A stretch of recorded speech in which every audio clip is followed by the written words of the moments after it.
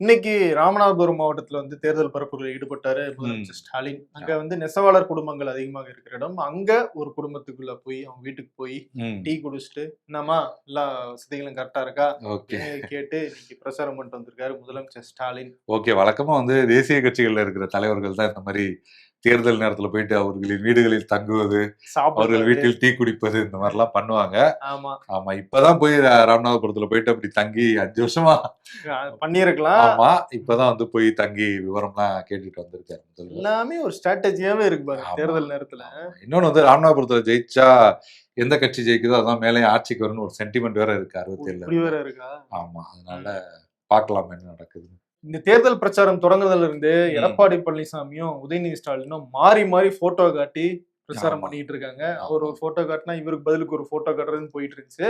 ஆமா. இதோட உச்சகட்டம் என்னன்னா, ம். நேத்து வந்து திருச்சிக்கு எடப்பாடி பழனிசாமி உதயநிதி ஸ்டாலின் சென்னையில இருந்து கிளம்புறதா திட்டம் போட்டிருக்காங்க. ஓகே. 12:40 மணிக்கு ஃபிளைட். ஓகே. அது ஒரு சின்ன ஃபிளைட்னு சொல்லுவாங்கல்ல, அந்த சார்ட்டர் ஃபிளைட்னு ஆமா. சொல்லுவாங்க. அந்த மாதிரி ஒரு ஃபிளைட்.